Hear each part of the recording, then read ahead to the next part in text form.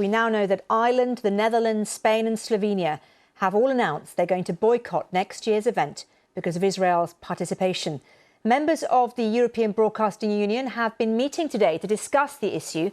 The EBU has released a statement saying members decided not to call a vote on Israel taking part, meaning they will compete in Austria in 2026.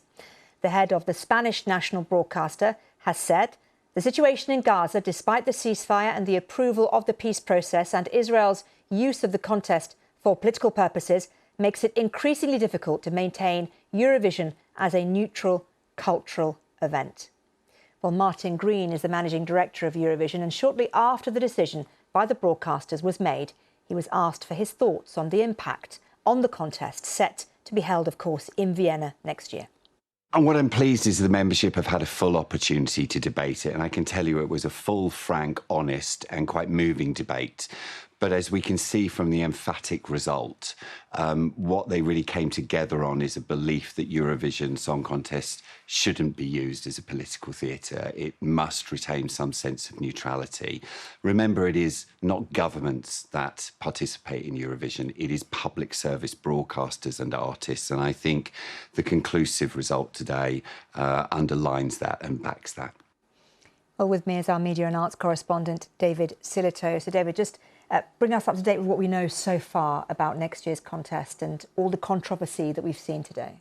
Let's start with the countries that have said they're going to be boycotting. We've got a list here. Netherlands, Spain, Ireland and Slovenia will not be taking part next year in Austria in Eurovision 2026.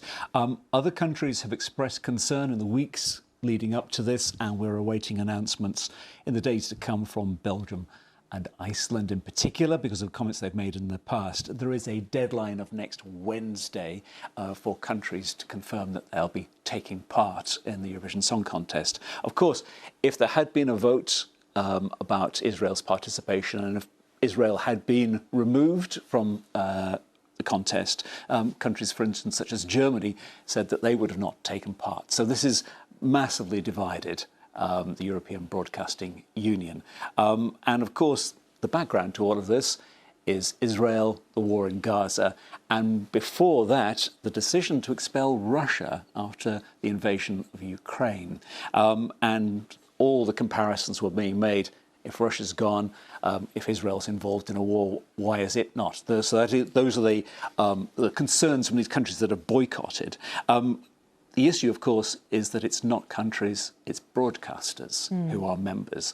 And the argument that the EBU has always made is that they felt that the Russian public broadcasters had completely contravened all the rules of public service broadcasters, had essentially become voice pieces for the government, and they say has not broken the rules and should be allowed to take part.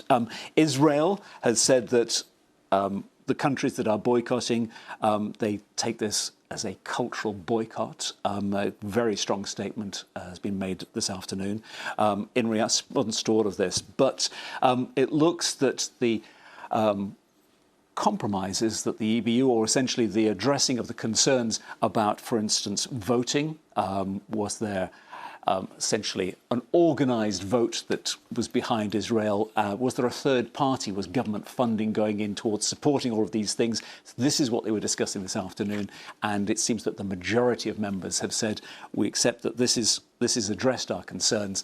The contest will go ahead, and it will go ahead with Israel.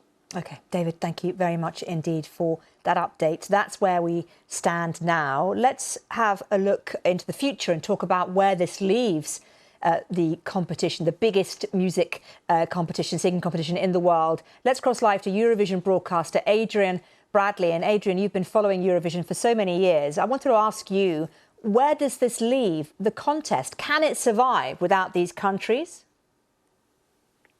I think the contest can survive, and there will be a Eurovision Song Contest in Vienna next year, but it will be a very different contest. Spain are one of the biggest members of the EBU.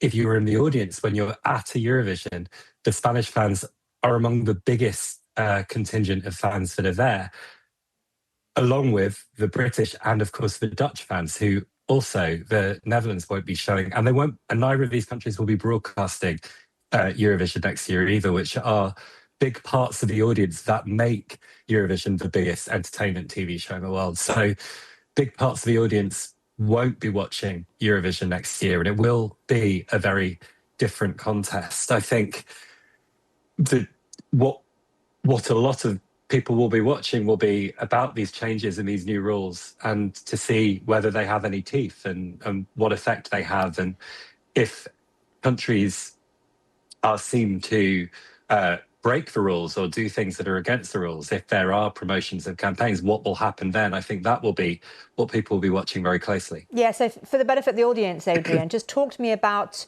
those rules, because there was no vote today on whether Israel can participate, but there was a vote on the rules around how countries, broadcasters, promote their own songs. So talk me through exactly what was voted on today, because that vote placated some worries, didn't it, amongst some member countries? Yeah, there were two key areas in this in these new rules. One was about voting, and before today, every payment method, whether it was your phone or a credit card, you had 20 votes per payment method. They've halved that; they've reduced that to 10. But they also passed regulations to ban the promotion of artists by third parties or by governments, and the involvement in artists and broadcasters in that. Now, there was a lot of criticism about adverts that were placed on YouTube channels promoting the Israeli Act last year, and a number of the broadcasters had raised complaints about that. So a number of new rules have been brought in that seek to make clear that this is against the rules. Where it is less clear is how it will be judged, what will happen if people do break the rules, and how that will be assessed. There were also clearer rules put in to using songs and song lyrics and staging to make political statements as well. And there'd been some criticism about that in the past for a number of entries. And again, a lot of the questions will then come in these rules being enforced and how they are enforced. But it will be a very different contest next year. We have the 4 countries already confirmed to have pulled out. Are we expecting any more to announce before that deadline that David Silito was talking about? I think there will likely be some more. I think Iceland have been very clear about their position in the run-up to this vote. They said that they are going to meet, their board will meet and make a decision before Wednesday. Belgium, another broadcaster that has been quite critical of Israel taking part.